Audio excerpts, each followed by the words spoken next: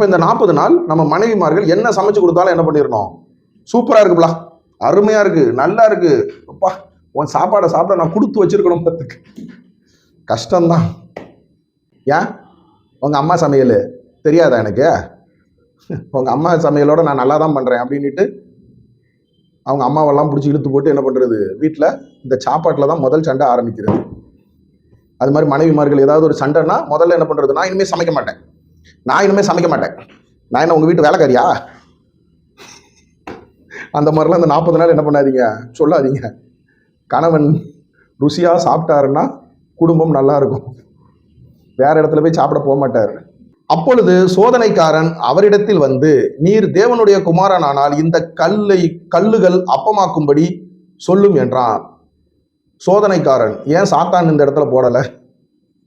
அப்போ நம்ம வாழ்க்கையில சோதனை கொடுக்கக்கூடிய எல்லாருமே யாரு, சாத்தானா? அந்த மாதிரி பலவிதமான சோதனைக்காரர்களை ஆண்டவராகிய இயேசு கிறிஸ்து அனுமதியோட என் வாழ்க்கையிலையும் என்ன மாதிரி உள்ள நண்பர்களாகிய உங்க வாழ்க்கையிலையும் இந்த 40 நாள் கட்டாயம் என்ன பண்ணுவாங்க, சாத்தானிடம் ஒப்பு கொடுப்பார்கள். என்ன மாதிரி ஒப்பு கொடுப்பாங்க? இந்த கல்லை என்ன பண்ணுங்க, பிரெட்டா மாத்துங்க, இந்த கல்லு பொரோட்டாவா மாறட்டும்னு சொல்லுங்க, இந்த கல்லு என்னது சப்பாத்தியா மாறட்டும்னு சொல்லுங்க, ஃப்ரைட் ரைஸா மாறட்டும்னு சொல்லுங்க, பிரியாணியா மாறட்டும்னு சொல்லுங்க, கம்பங்கூழா மாறட்டும்னு சொல்லுங்க, கேப்பக்கூழா மாறட்டும்னு சொல்லுங்கன்னு. அப்போ நம்ம வாழ்க்கையில வரக்கூடிய முதல் பிரச்சனை இந்த 40 நாள் மட்டும் கிடையாது, எல்லா நாட்கள்லையும் பார்த்தீங்கன்னா இந்த சாப்பாட்டில் தான் பிரச்சனையே. வீட்டில் வந்து பார்த்தீங்கன்னா இந்த ஃப்ரிட்ஜின்னு ஒன்று வச்சுக்கிட்டு தோசை மாவு ஆட்டி என்ன பண்ணுறது, டெய்லி தோசை, இன்னைக்கு என்னடி சாப்பாடு, இன்னைக்கு நைட்டு தோசை இல்லைன்னா சப்பாத்தி, இந்த ரெண்டையும் சாப்பிட்டு படுத்தோம்னா நம்மளுக்கு தூக்கம் வர மாட்டேங்க. என்ன மாதிரி சாப்பாட்டு பிரியர்கள் நைட்டு சாப்பிட்டாதான், சோறு சாப்பிட்டாதான் எனக்கு தூக்கம் வரும். என்ன மாதிரி இந்த வீடியோ பார்த்துக்கிட்டு இருக்க பல நண்பர்கள் இருப்பீங்க. நம்மளுக்கு என்ன பண்ணணும், வயிறு முட்டை, தொப்பை வந்துடும், ஐயோ இது என்ன ஆயிரும், சுகர் வந்துடும் அப்படின்ட்டு இந்த சப்பாத்தியை பார்த்தாவே வெறுப்பு. அப்போ மனைவிமார்கள் கிட்ட என்ன பண்றது, முதல்ல சண்டை. நம்மளுக்கு சோதனைக்காரன் யாரு, மனைவின்ற சோதனை சாப்பாட்டு மூலமா. அதுலதான் முதல் பிரச்சனை நம்ம வீட்டுக்குள்ள ஆரம்பிக்குது. இன்னைக்கு மாடி சாம்பார், இன்னைக்குமா உப்புமா, இன்னைக்குமா ரசம், இன்னைக்குமா சரி வா ஹோட்டலில் போய் என்ன பண்ணுறேன் வாங்கிட்டு வந்து நம்ம சாப்பிடுவோம், உனக்கும் வாங்கி தரேன்னா மனைவிமார்கள் விடுறது கிடையாது. ஐயோ ஹோட்டலுக்கு போனீங்கன்னா 500 ரூபாய் செலவாகும், நானே உங்களுக்கு என்ன பண்ணுறேன் பிரியாணி செஞ்சு தரேன்னு கிண்டி அது கேப்ப மாதிரி பிரியாணி புளிச்சோறு மாதிரி ஆகிப்போம். புளிச்சோறாக இருந்தாலும் பரவாயில்ல, ஒன்றுக்கு ஒன்று ஒட்டி பிரியாணினாவே என்ன பண்ணணும், ஒரு அரிசி சேரப்படாது. ஆனால் மனைவிமார்கள் பண்ணுற பிரியாணி என்ன ஆகுது, களி. அந்த மாதிரி மனைவி இடத்துல தான் முதல் பிரச்சனை, முதல் சண்டை சாப்பாட்டில் தான் ஆரம்பிக்குது. அது சாப்பாட்டில் மட்டும், வீட்டில் மட்டும் கிடையாது, வெளியே பாருங்க. கல்யாண வீட்டில் இலை எனக்கு சாப்பாடு வச்சாமல, எனக்கு வச்சுட்டு 2 இலை தாண்டி அவனுக்கு பாரு 4 இறைச்சி துண்டு போட்டு வச்சிருக்கான். ஆனால் என் இலையில பாரு ஒரே ஒரு துண்டு தான் கிடக்கு, ஆள் பார்த்து வைக்காமலா. இந்த மாதிரி எல்லாம் சண்டை, சாப்பாட்டு சண்டை. முதல்ல என்ன பண்ணக்கூடாது, மனைவிமார்கள் கொடுக்குற என்னத்தையும் கொடுத்துட்டு போமா, நீ கொடுக்குறதெல்லாம் அமிர்தம் அப்படின்னு என்ன பண்ணணும், மனசை கல்லாக்கிக்கிட்டு சாப்பிடணும். கல்களை அப்பமா என்ன பண்ணணும். அந்த மாதிரி நான் பண்ணலான் இருக்கேன். என்ன மாதிரி யாரெல்லாம் பண்ண போறீங்களோ நீங்க என்ன பண்ணுங்க, கை தூக்குங்க, இல்லைன்னா லைக் போடுங்க. இந்த 40 நாள் மத்தேயு 4ஆம் அதிகாரம் 1ஆம் வசனம், இது உங்க எல்லாருக்குமே தெரியும். அப்பொழுது இயேசு பிசாசினால் சோதிக்கப்படுவதற்கு ஆவியானவராலே வனாந்தரத்திற்கு கொண்டு போகப்பட்டார். அவர் இரவும் பகலும் 40 நாள் உபவாசம் இருந்த பின்பு அவருக்கு பசி உண்டாயிற்று. யாரு, ஆண்டவராய் இயேசு கிறிஸ்துவுக்கு. ஏன்னா உபவாசம்ன்றது ஒவ்வொருத்தருக்கும் ஒவ்வொரு வேலைகளை பொறுத்து இருக்கு.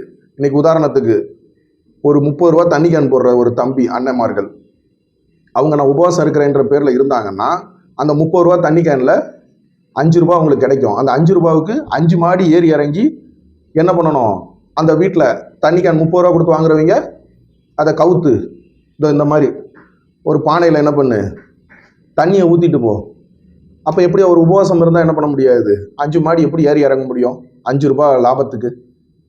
அப்போ அந்த மாதிரி உள்ள அண்ணன்மார் தம்பிமார்கள் உழைப்பாளிகள் நம்ம மனைவி வச்சு கொடுக்குற ரசத்தை அமிர்தமாக என்ன பண்ணணும், சாம்பார் ரசமாய் தெரிந்தாலும் சிரிச்சுக்கிட்டு நல்லா இருக்குடா, சூப்பர், உன்னை நான் கல்யாணம் பண்ணதில் கொடுத்து வச்சிருக்கணும், செம சாப்பாடு அப்படின்னு என்ன பண்ணிடணும், சொல்லணும். 40 நாள் நான் சொல்லலான் இருக்கேன். என்ன மாதிரி இந்த வீடியோ பார்த்துக்கிட்டு இருக்கவங்க என்ன பண்ணுங்க, ட்ரை பண்ணி பார்ப்போமா? குடும்பத்தில் நம்மளுக்கு முதல்ல நிம்மதி வந்துருச்சுனாவே சமுதாயத்தில் நிம்மதி வரும். குடும்பத்தில் நம்மளுக்கு நிம்மதி இல்லை அப்படின்னா நீங்க என்னதான் எவ்வளோ பெரிய ஆளா வேணா இருங்க, எவ்வளோ பெரிய மல்டி மில்லியனியரா இருங்க, இல்லை உலகமே உங்களை பாராட்டுறவரா இருங்க, உலகமே அப்படியே நீங்க போனீங்கன்னா, ஐயா வணக்கம் ஐயா, ஐயா ஒரு 1000 பேர் மத்தியில நம்மளை மேடையில கூப்பிட்டு பொன்னாட போத்துட்டோம், மாலை மரியாதை பண்ணட்டும், என்ன பண்ணாலும் அந்த மனசுக்குள்ள குடும்பத்துல நிம்மதி இல்லைன்னா அந்த பாரம் என்ன ஆகும், ஒவ்வொரு ஆண்களுக்கும் இருக்கும். அப்போ இந்த 40 நாள் என்ன பண்ணுவோம், இதை ட்ரை பண்ணி பார்ப்போம். ஆண்கள் நம்மளுக்குள்ள நம்ம குடும்பத்துக்குள்ள முதல்ல என்ன பண்ணுவோம், மகிழ்ச்சியை கொண்டு வருவோம். அப்போ பெண்கள் இந்த 40 நாள் என்ன பண்ணணும், ஹவுஸ் ஒய்ஃபாக இருக்கிறவங்க நிறைய பேர் பார்த்துக்கிட்டு இருப்பீங்க. நீங்கள் சர்ச்சுக்கு போங்க, நான் முதல்ல சொல்லிட்டேன் இல்லையா, நீங்கள் உபவாசம் இருக்கலாம், தப்பு இல்லை. உங்களோட வேலைகளை பொறுத்து சில பெண்கள் வேலைக்கு போகிறவங்க இருப்பாங்க, ஓகே. ஒரு வேளை யாராவது இந்த பெண்கள் பார்த்துக்கிட்டு இருக்கீங்கன்னா இந்த 40 நாள் என்ன பண்ணுங்க, கணவன்மார்களுக்கு அப்பத்தை கல் மாதிரி பண்ணி கொடுத்துடாதீங்க. அக்கம் பக்கத்தில் விசாரிச்சு, ஏக்கா எப்படிக்கா, நான் சுடுற தோசை என்ன பண்ண மாட்டேங்குது, நான் சுடுற இட்லியை தூக்கி எறிஞ்சா எங்கள் வீட்டில் செவுறு பிச்சுக்கிட்டு அந்த சைடு போயிடுது, செங்கல் மாதிரி ஆயிடுதுக்கா, அதுக்கு என்ன பண்ணணும், உளுந்து அதிகமாக போட்டேனா இல்லை அரிசியை கம்மியாக போட்டுக்கிட்டேனா என்னன்னு எனக்கு அந்த பக்குவத்தை சொல்லி கொடுங்கக்கா. என் வீட்டுக்காருக்கு என்ன பண்ணுறோம், ருசியாக இந்த 40 நாள் நான் சமைச்சு கொடுத்தேன் அப்படின்னு பொருத்தனை எடுத்து யூடியூப்பில் பல வீடியோக்கள் சேனல்கள் நிறைய பேர் வீடியோ போடுறாங்க, அதெல்லாம் ட்ரை பண்ணி பாருங்க. கொஞ்சம் ஒரு டேஸ்ட்டாக என்ன பண்ணுங்க, இந்த 40 நாள் என் கணவருக்கு நான் எப்படியாவது ருசியான ஆகாரத்தை, அப்பத்தை கல்லா இல்லை கல் அப்பமாக என்ன பண்ணுறேன், என் வீட்டுக்காரர் தான் எனக்கு உலகம், என் கணவர் தான் எனக்கு எல்லாமே, அவருக்கு வாய்க்கு ருசியா, சும்மா ஏனோ தானோன்னு என்ன பண்ணுறது, 7 நாளைக்கு முன்னாடி ஃப்ரிட்ஜில் இருந்து சூடு பண்ணி கொண்டு வந்து அவர் வேலைக்கு போயிட்டு வரவர்கிட்ட வைக்கிறது. அதில் உப்பும் இருக்காது, காரமும் இருக்காது. உப்பு கேட்குறாரா, இருங்க தான் நான் உப்பை போட்டு தாரேன், ஏன் உப்பு பக்கத்தில் தானே இருக்கு, நீங்கள் போட்டுக்க வேண்டியதானே, அப்படிலாம் சொல்லாதீங்க. இந்த 40 நாள் காரம் கம்மியாக இருக்கா, சரியத்தான் நான் அடுத்த முறை சமையல் செய்யும் பொழுது சரி செய்து கொள்கிறேன் அப்படின்னு அன்பா சொல்லுங்க. எதுக்கு இந்த 40 நாள் அப்படின்னு கண்டினியூ பண்ணணும், இந்த மனைவிமார்கள் கொடுக்குற சாப்பாட்டை வந்து கண்ணை மூடிக்கிட்டு சாப்பிட்டு போடணும் அப்படின்னா, இந்த இதில் சொல்லுவாங்க நம்ம நாட்டு மருத்துவத்தில், ஒன்றும் இல்லை நாய் கடிச்சிருச்சுன்னு வச்சிங்களேன், நாட்டு மருத்துவத்தில் மருந்து கொடுப்பாங்க. 40 நாள் என்ன பண்ணணும், இந்த உருண்டையை நீங்கள் தொடர்ந்து சாப்பிடணும்பாங்க, இந்த மூலிகை உருண்டையை எல்லா வியாதிகளுக்குமே. அந்த 40ல் ஒரு நாள் விட்டுட்டீங்க அப்படின்னா என்ன ஆயிருமா, அந்த மருந்து வேலை செய்யாது. அப்போ அதான் ஒரு மண்டலம். அப்போ நம்ம உடம்பு என்ன ஆகும், அந்த 40 நாள் ஒரு சாப்பாடை சாப்பிடும்போது, ஒரு மருந்தை சாப்பிடும்போது அந்த மூலிகை நம்ம உடம்புக்கு அப்போ தான் ப்ரிப்பேர் ஆகும், அப்போ தான் அந்த மருந்து அந்த மாதிரி நம்மளுக்கு பழகிரும். எந்த ஒரு காரியம் பண்ணாலும் என்ன பண்ணணும், 40 நாள் கண்டினியூவாக பண்ணணும்.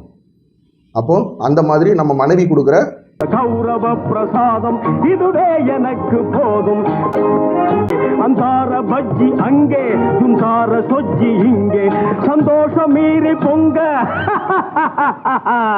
இதுவே எனக்கு திங்க, புளியோதரையின் சோறு வெகு பொருத்தமாய் சாம்பாரு, பூரி கிழங்கு பாரு இதுவே எனக்கு ஜோறு.